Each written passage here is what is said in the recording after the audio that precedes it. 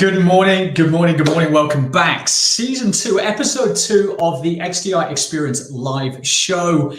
This week, it is hard to not get excited about what we're talking about. This is game-changing stuff. During the pandemic, there were a handful of sectors that continued on and relatively untouched. In fact, in actual fact, maybe grew. Things like big health, big space, defense, and the overall kind of sustainability world, given the removal of greenhouse gases during that period. This technology touched most, if not all, in every single way. It is quite amazing. So let's not waste any time. We have a full show to get through. Let's do this.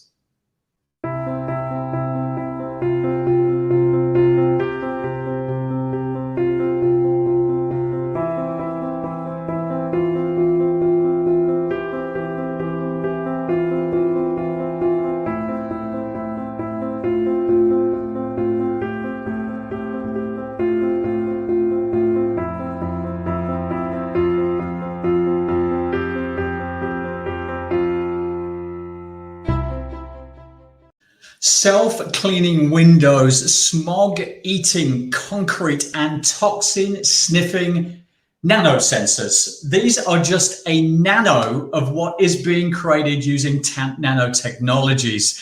Today, we're talking nano-composites, tiny little things that are changing the world. And to put some context into tiny, imagine a marble compared to the size of our planet Earth. And that is really what we're talking about here. Incredibly, incredibly small elements. It's about using these particles to create an amazing, incredible items, incredible structures and machines that will change our world and are already starting to do so. Today's guest is Dr. Bill Goodman of Goodman Technologies, an entrepreneur, a results coach to up-and-coming fellow entrepreneurs, a scientist, an engineer, and an award-winning innovator. Also, neuro-linguistic programming, NLP, not that AI stuff, practitioner, and a business creator. Dr. Bill and I are talking about this world-changing technology. Ready, set, let's go. What is it that can fly at 7 times the speed of sound, at 10 times the temperature of your kitchen oven, and survive the effects of a nuclear blast? It has something to do with nano.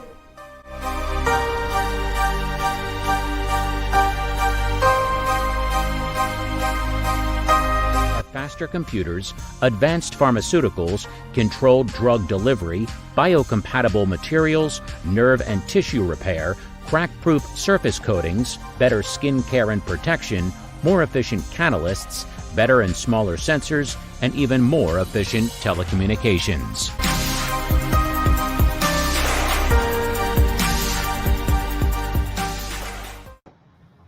Bill, great to see you. How are you, sir? Andrew, I'm awesome. How are you doing today? I'm doing good. I'm doing good. How's life down in Albuquerque, New Mexico? Hey, the sun's out and the world's in all its glory today. Enjoying the Rio Grande down there. Indeed. Good, good, good. So, Bill, everyone, we're doing 3 main things today. We're going to get going with a quick fire round. It's our chance to get to know you, Bill, a little better. What makes you tick, how you think, and what you think. At the end of that, we're going to come out to the audience, see if there's any questions, see if there's any thoughts. So please keep those questions flowing in at any time during the show. We really welcome them. If you just want to say hi, please say hi. Then after that, we're going to go into the main event. We're going to be talking about nano-composites, the world, what it's all about and where it's going. And then lastly, Bill, we're going to finish up talking about what's next for you, your business related, obviously, to nano-composites.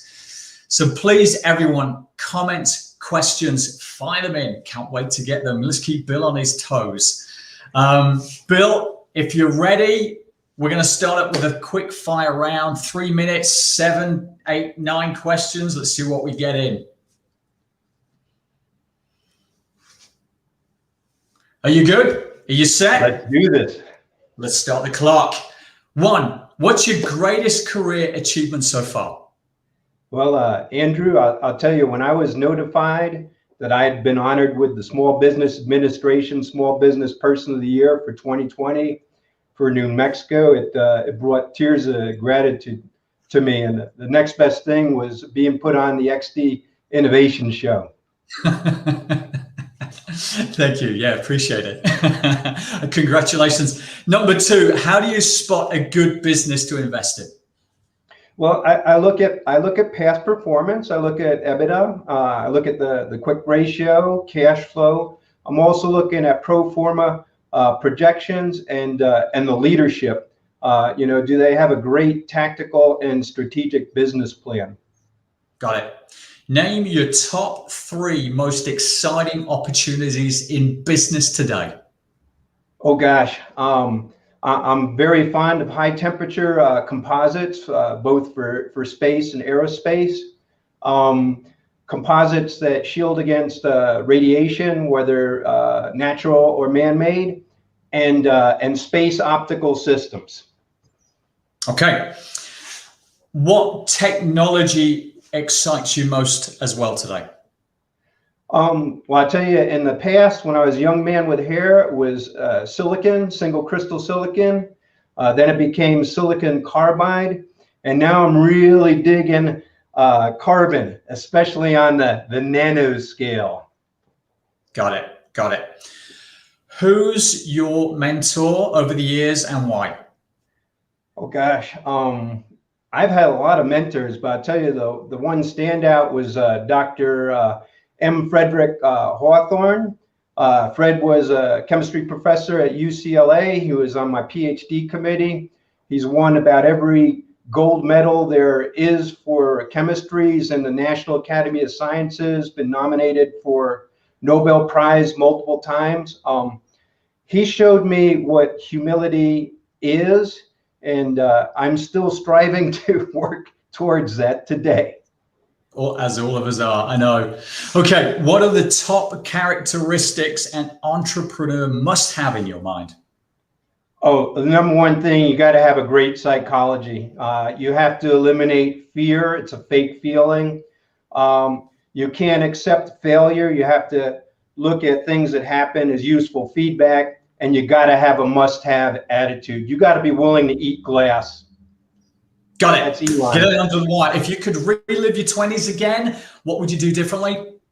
I wouldn't sell my 69 Roadrunner, and I would have stuck with my first two companies, CompuSulting and Living Memory Videos.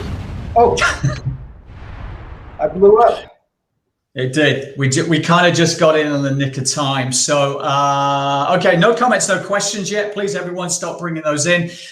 What was CompuSulting, and then the other one, I think you said Living Memories. What were those two businesses? So, CompuSulting, I was, one day I got these IBM PC computers delivered to me. They had 64K on the motherboard. They came with these tubes of chips and these cards with poorly written instructions on them. And the vice president said, "Bill, I want you to put these computers together for the office."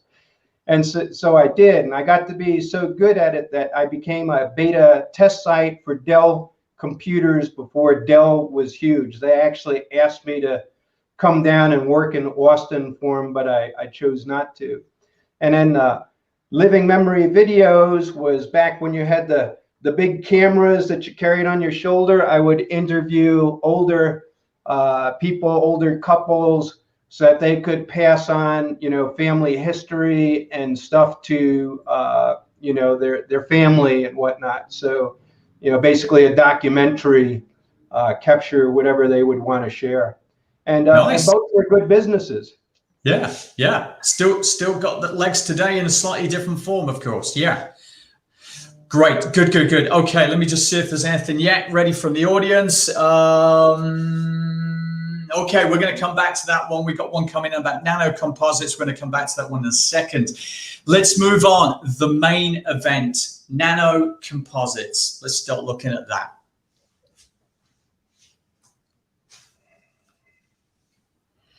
Okay, Bill, it's an amazing world out there for nanocomposites. I mean, the more research I do, it's hard to imagine that it isn't touching every facet of society, whether that's invisible buildings, well, not invisible, but transparent buildings, so glass, which in itself is the structure.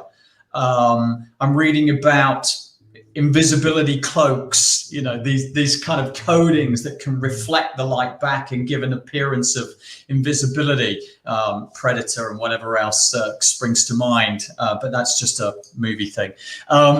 What are nanocomposites and what are the main use cases that you're seeing? Oh, okay. First, let's explain what a composite is. It's a mixture of materials that typically results in a different set of properties than either material by themselves.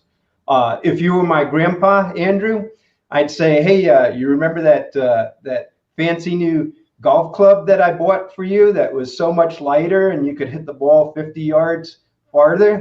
That was made out of a composite. And you know, now let's talk about nano. So a strand of DNA is only about 2.5 nanometers in width. For comparison, you know, the nanovirus, COVID, is about 50 times the diameter of a strand of DNA. And now take a human hair, it's about 80 to 100,000 nanometers wide. So we're blending these phenomenally small particles into other materials to make a nanocomposite, resulting in, you know, just extreme improvements in material properties. So you're saying the nanocomposites you're dealing with are equivalent size to a COVID-19 virus strain? Is that right? Yeah, that's about right. Some of the things that we add are on the order of 100 nanometers or less. Yes. Wow. Wow. Astonishing. What would be the best example of nanocomposites today that the consumer might be the most familiar with? Oh, lithium-ion batteries. Okay. So the best batteries today use silicon nanospheres with carbon nanospheres in the anodes of the battery, and these allow it to transfer charge back and forth, recharging, discharging with the lithium electrolyte in the battery. Here's another good one. If you're going out in the sun, you might want this sunscreen. So zinc oxide nanoparticles. So, you know, people have seen lifeguards with that white paste they put on their nose. Well, that's the zinc oxide. So they've actually blended zinc oxide nanoparticles into sunscreens. So that's widely pervasive. Yeah, exactly. So it's already with us in many ways. Got it. What are some of the difficulties in producing nanocomposites? Number one. Number two, bringing them to market, and what are the market forces that are in play? Well, gosh, I'm sure I'm not going to get any disagreement with this, but the pandemic and COVID-19 certainly was impactful in destroying supply chains and end users. I know lots of companies in aerospace, you know, that were dramatically laying off people. You know, just horrific. Yeah. You know, this marketplace in nano is really only about 2 decades old, maybe 2.5 at most. So it's a fledgling anyhow. And you know, in any new marketplace, you have inhibitions. You know, by people to use it, they're kind of fearful. They don't understand what it is. They don't understand the risks, the hazards, the investments. But it's very clear that you know, academia and industry recognize the benefits. You can get double, triple-digit percentage improvements in material properties by adding just a little bit of a nano to a composite. And you know, right now, this is a really good time because the market's actually pulling.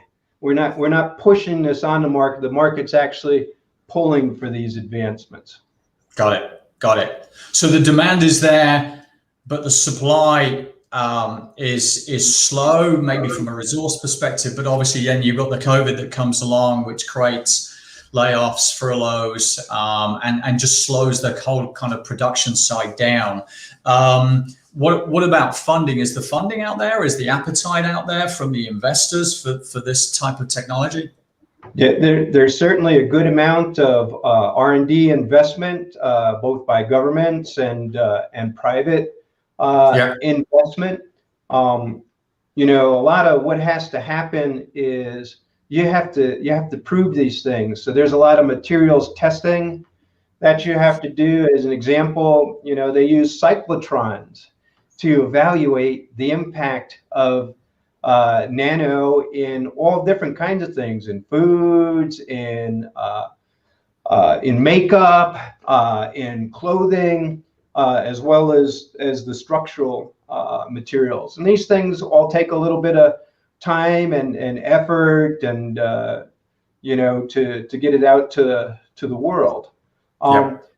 There are other things that I mentioned too. The other resistances are, like when we talk about anything that a person uses, or food, or drugs, you got to get FDA approvals. And if you're going to use things in systems that lots of consumers aren't use, like airplanes or ships or automobiles, then you got certifications, ASTM, and you know, lots of other things that you gotta prove it.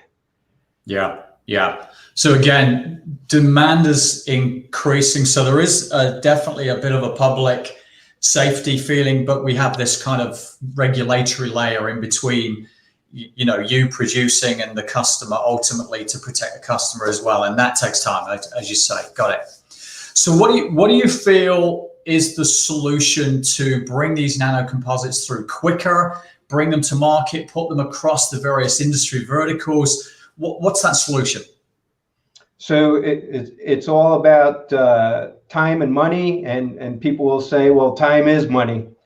So that's what it is. Like anything big, any big industry, you're going to throw money at it, and you know, there are just so many aspects to it. Yep. So case in point, COVID comes along, slows down kind of invention, production, testing, etc. But on top of that, is it a lack of people? Is it a lack of funding? Is it a lack of microscopic operational equipment? And if so, how do we start to resolve that? So, you know, one of the industries I've been in for a long time is photonics, and it wasn't even recognized as a career field. I think, what are they, SIC codes, I believe, that define careers. And then there's also, you know, universities. You know, there are not very many places on the planet that deal, you know, specifically with nanotechnology, nano-composites, things like that. So, you know, I think anonymity is one of the, you know, biggest challenges. You know, nobody knows what it is, understands what it does, how it impacts, you know, lives, and you know, so again, it's getting so creating greater awareness, which is more of a marketing thing in many respects. Getting those eyeballs, getting that attention on it is fundamentally the whole thing. Yeah. Yep. Got it. Okay, good. So nano-composites, what should we expect to see in the short term, 2-3 years? What should we expect to see in the medium term, 5 years to 10 years? And what should we see long term, 10 years and beyond, when we kind of get into the crystal ball? Short, medium, long term, what are you expecting? Well, you know, very, very clearly in the near term, at least in the area of structures, you know, heavy structures like aluminum and steel, like in ships and airplanes, are already being replaced. You can look at the Boeing 787 Dreamliner, which is a filament wound fuselage, a composite, replacing aluminum. Adding nano to it would make the fuselage tougher, make it lighter, make it more lightning resistant, things like that. So that's a great near-term example. Is the 787 Dreamliner, which is obviously arguably the most advanced passenger commercial jet right now, is that the one that's got all of these kind of IoT devices embedded within that engine, care of Nano-composites helping with that? Is that an example of that? So in terms of engine technologies, composites are just being studied for replacement of metallic components. Obviously, if an engine fails, you can have lives at risk there. Yep. Right? Okay. Got it. Sorry, you were saying. And what about from a GT perspective? What's GT kind of doing in this short, medium, long term? So we've been using nanoparticulates in 3D printing and additive manufacturing to improve on composite materials. We've created one of our own advanced manufacturing techniques, call it 2. I like to think about some of the futuristic things. You mentioned a movie. I'll go mention one. I think it was Star Trek IV, The Voyage Home, where Scotty's talking about transparent aluminum, and they sit him down in front of a computer, and they hand him one of these, and he starts talking into it. Nothing happens, and he says, "How quaint." And then he starts typing at a phenomenal rate. But I think you're going to do your Scottish accent then. Okay. So I mean, here are some of the other things. Lithography has been making microchips down at 15 nanometers, sub 15 nanometers scale in production. With nanotechnology, you're going to be able to go down, to the diameter of, atoms, and maybe even smaller than that. And a silicon atom is about 2 angstroms in diameter, just to get an idea. That's 20 nanometers. You got nano machines, these nanobots, Fred Hawthorne, he was one of those guys that worked on making drugs, using nano to selectively kill, tumor cells. And, so you have the nanobots. And then, the other one, you mentioned, what was it? Smog eating concrete? Yep. Is that it?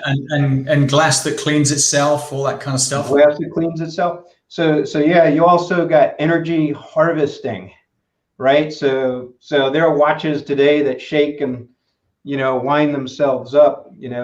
There'll be things that can absorb the light, or can absorb vibrations, or any other, transformation of energy from one form to another, kinetic to potential.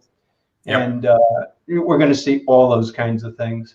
Incredible. It's just unstoppable where this will go. Every aspect of life. Amazing. Okay, great. I'm gonna bounce. Let's go to the audience now and see what we got coming in. One question we've got here from Umi is, what's the best way for a young engineer scientist to get involved in nanocomposites? That's an excellent question. And I'd say, find yourself a college or university with a deep degree program in material science. So first, understand how materials behave and why they do on the macroscopic scale, because it's a whole lot different on the nano scale. They behave in sometimes unpredictable and phenomenal ways. Very good. Very good. Great. Let's take the next one from Umi. Which sector is the best funded for the development of nano-composites right now? I think there's a couple of highly competitive areas. Certainly, space and aerospace are a top one. Energy is a top one, and then I'd have to this isn't my field, but I'd say that pharmaceuticals and medicine are probably in the top three. I can't rank them according to the numbers because I look at our specific markets. But what's going on in space technologies with nano-composites? So here at GT Goodman Technologies, we're using it in composite structures that are lightweight, dimensionally stable, and provide protection from the space radiation environment. We're also using them in our silicon carbide optical systems to make something that is manufacturable in space. Wow, manufacturing in space, eh? Indeed. Amazing. Especially when you think about all of those low Earth orbit satellites that are going up and up, and more and more and more. We're going to have to kind of take those out of commission and maybe repurpose them, maybe remanufacture them, reinvigorate them. I don't know. I mean, I guess once we're talking about manufacturing, and that goes beyond 3D additive, it's another world up there, isn't it? Really? Okay, good. Let's take the next question. But I don't want to take these over. So next one is from Fatima, which is, why has graphene not yet taken off after so much promise? Yeah, I remember it was in early 2000, maybe 2004, 5, 6, something like that. Everybody was talking about it. What's happening? It's going to take over. But here we are, probably still as excited, but 16 years later. What's going on there? So to the best of my understanding, it has to do with the manufacturing process. And graphene is kind of a layered material, and the layers actually peel off. So graphene is a two-dimensional form of carbon that's in layers, and it's very delicate in that format. So I think it's going to be more handling. How do you handle it, to transpose it into things like electronics and whatnot. Yep. Got it. Okay. Next one from Gustav Baldian. Would graphene be part of nano-composites? Absolutely. And there's a lot of different types of graphenes nowadays as well. There are modified graphene oxides, as an example. Some have much more electrical conductivity than others do. Yeah, graphene is very much a part of the nano-composite world. Got it. Okay. Next question from Javier. Hi, Javier. Thanks for joining us here. What are the risks you have faced when working with nano components? The number one has been the draining to the company's bank account.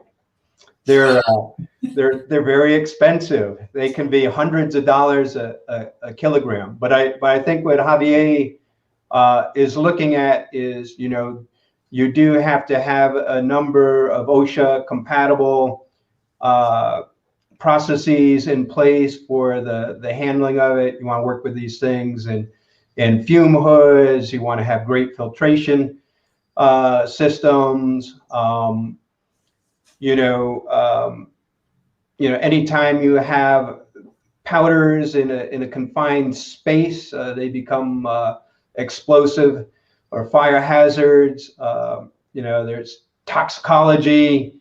There's a lot to it. Yeah, handle with care. Absolutely, as with all new technologies, of course. Very good. Okay, so let's move on to what's lying ahead for you now, Bill. Let's go. Not what's next.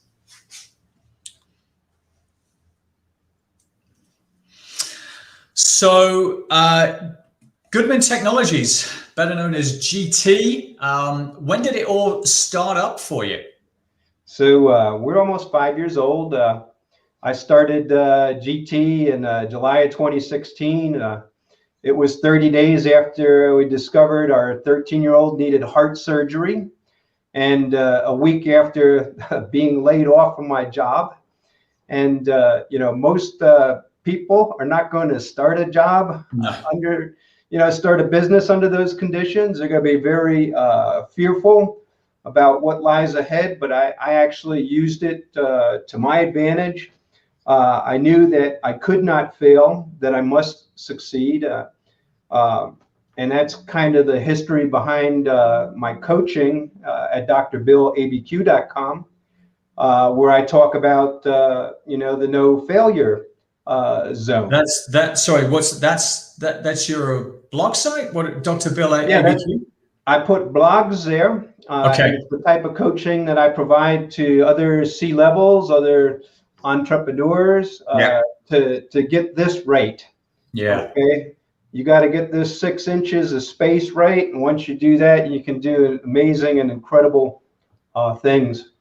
So with your son needing heart surgery, you've just been laid off. You're right. Most people would say, park that idea up. Let me stabilize here. Did you use that more from a fuel perspective to give you greater motivation? Is that what you're saying? Oh, absolutely. Right. And I'll tell you, I interviewed the weekend after I got laid off with another CEO, and I wanted to bring on a guy who's now my COO, and this other CEO said, "Nah, we only have resources for one person." A little voice in my head said, "Bill, it's never going to get any better than that. Start your business up." Yeah. And literally the very next week, I just did it. So great. Good news though. We brought in a surgeon. A year later, my son was cured. By the time he graduated high school, he was the XO for his Marine Corps Junior ROTC program. So we were just extremely blessed. You bet. It was amazing. Yeah. Do you think he grasped what he'd been through, that adversity? You think he actually took that in and really understood what had happened to him? Well, I'll tell you what, 90 minutes after surgery, he was sitting up in his bed playing on his iPod. No, it's just extraordinary. Well, hopefully he takes that from a gratitude perspective, and that gives him the fuel to propel himself to wherever he wants to be as well, admittedly. Good. This kid is resilient, if anything. Exactly. That's it. So what business is GT actually in? What is it? So right now we're a startup. We're in the new space, the aerospace, defense, and commercial marketplaces. What we specifically do is to create disruptive materials for extreme environments. So extreme being, space radiation, man-made radiation, the high temperature of hypersonics, or looking into deep space where you get deep cryogenic temperatures. And sometimes we have requirements from customers that require all of those simultaneously. So you literally have to create the material to make the system that can operate under those conditions. Wow. Big stuff. And what are actually some of the GT products that you bring to market? So we've had a number of projects for NASA where we've made the largest 3D printed silicon carbide mirror substrate on the planet. We're finishing up on a LaserCom telescope project. This past year, we came up with a nice CubeSat design. For the Army, we're making ceramic body armor via a printing process. We're making composites for other government customers. I mean, the marketplace is enormous, surely. I mean, obviously, it cannot possibly go backwards. It can only go forwards, this one. What does that marketplace look like? Where are we at? We're in its infancy by the sounds of it. Tell us about the market. I'm just going to tell you, you know, I have to put together business plans and commercialization plans. And so the number that's most relevant to us is the service obtainable marketplace, or the SOM, SOM. Yeah. And in the area of the, you know, for aircraft and engines and things like that, it's on the order of 1.23 billion, which by itself qualifies, you know, as unicorn status.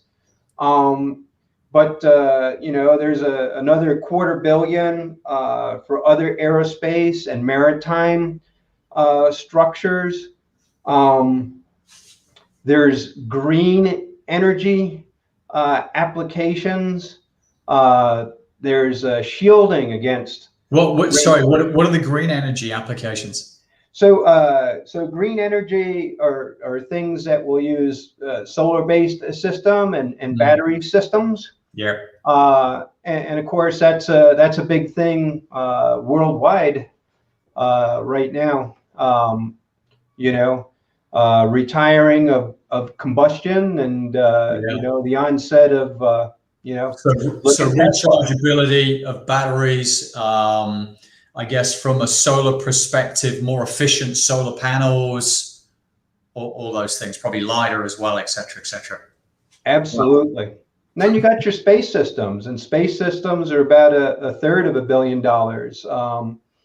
So, you know, many marketplaces, and, you know, you're going to need expert people in all the different areas to take advantage of those. Incredible, really. So the future for GT, what does it look like? Also, kind of short term and medium long term.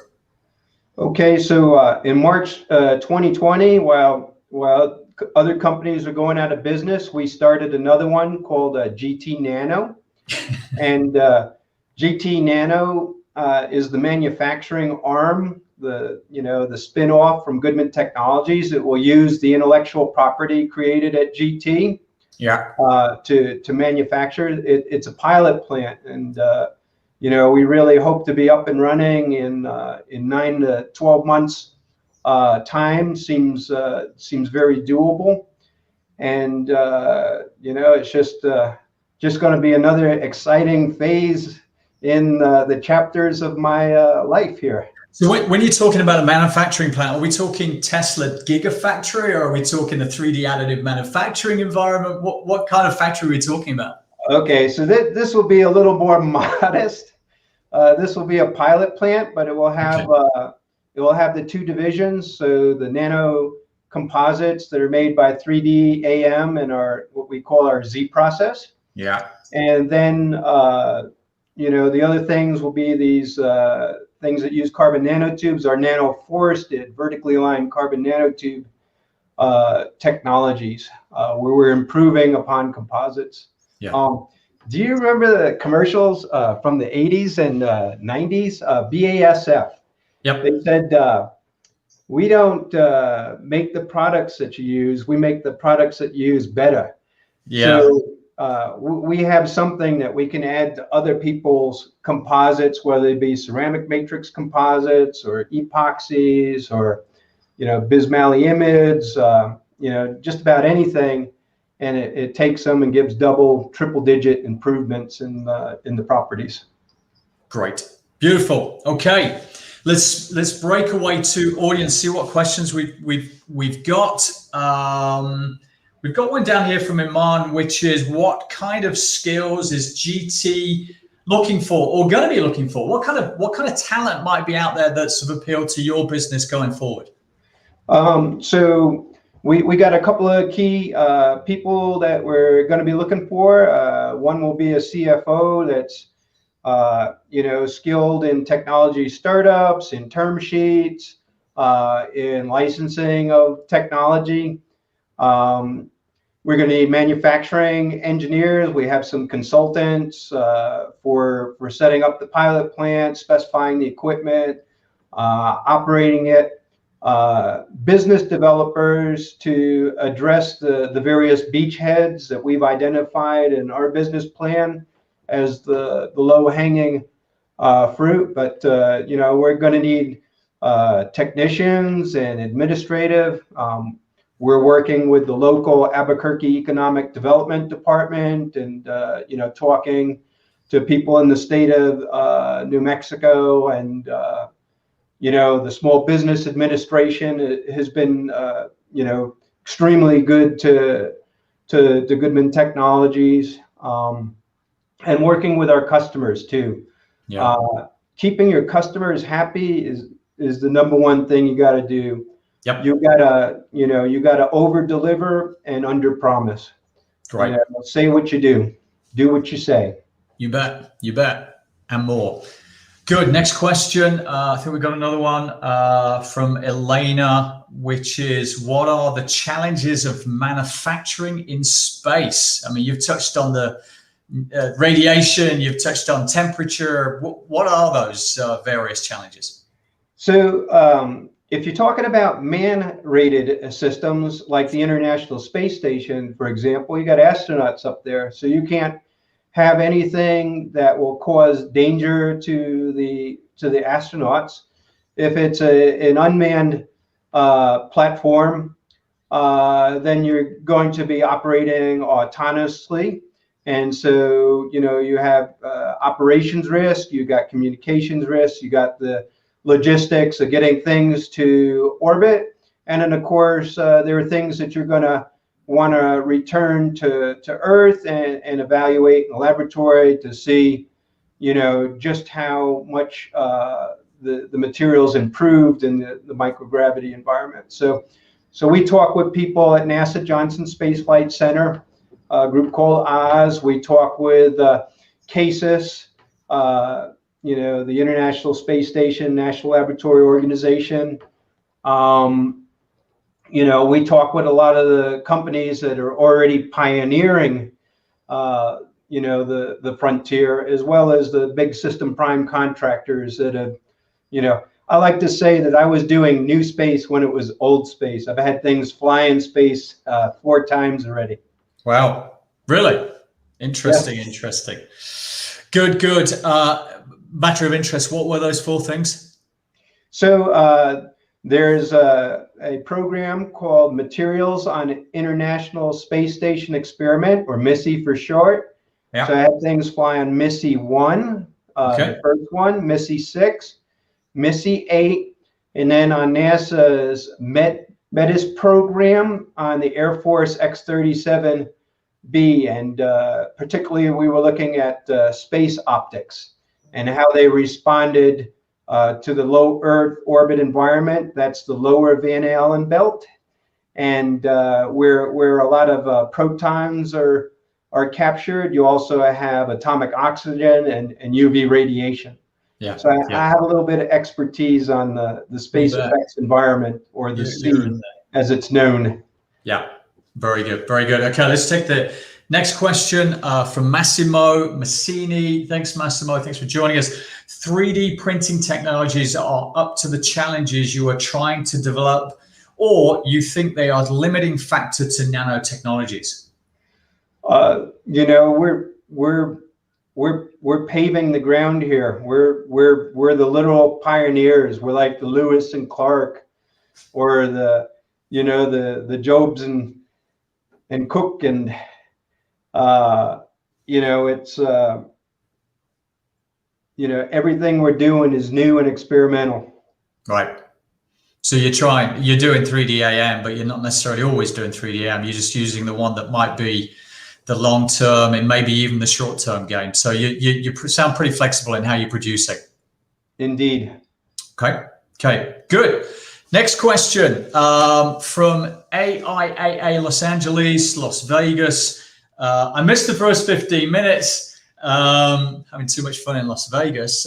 Will there be a recording? Also, is there any information about the Talk Nano composite? Number one, there will be a recording. We will make a note to send it out to you. I'll just make a note of that right now and get that over to you, hopefully during the course of today. So thank you for that. Do you want to take the second piece of that? is there any information about the talk or nano-composite? Bill. So the question we're addressing is, one, is there just the last bit, is there any further information that you've got available that you can share with AIAA? Well, we do have some papers that have been published in the SPIE that discuss some of the work for NASA. A lot of the other stuff has been in stealth mode. I see they've asked another question about space station work. So there's a call out by CASIS, but I think we'll be a little better timed if we look at a future call to do that experiment in space. A lot of getting things to market is timing, and I think we're a little bit early for, nobody wants to invest in building the large optics in space just right now when there is a well-established and very competitive manufacturing community here on planet. Got it. Okay. I think we've covered AIAA. Thank you for those. Last question, it looks like, from Javier. How do you measure the time to market for your new developments? Or what are those likely to be, I guess? It's for me, it's more of a feeling that I get for it. Because I'll tell you, in the past, I've developed some things that were, a decade ahead of their time. And if the marketplace is not ready to receive them, they're not going to be received. But if the marketplace is ready for it and the right people get behind it and they see big money behind it, then it's time. Yeah, I'm a big believer that nothing happened in 1 year, 2 year, 3 years. It's been going for many years. It's just that we as the consumer just get to see it over a 5-second period and thinking it was an overnight sensation. So yeah, I hear what you're saying. You have to be patient. It'll come through eventually as well. Good. I think we are there. Dr. Bill Goodman, it has been an absolute pleasure, an honor to have you on the show. Thanks so much. I hope you've enjoyed yourself. We are definitely going to be sending this recording out to everyone and breaking it up into bite-sized chunks. Bill, thanks so much. Hey, thank you, Andrew. God bless in all your ventures. It was a delight to be on your show today. Pleasure. Thanks again, Bill. Okay, everyone, next week it's staying small and we're going micro mobility. Yes, we are going back into automotive and autonomous connected electric subscription vehicles. Over this last 15 months, we might have been previously taking public transportation, but suddenly now with masks and keeping social distancing, micro-mobility has massively come to the forefront and continues to grow. So next week, John Lee, Vice President of Product for Indigo Technologies. Have a great week and see you next Monday. Thank you.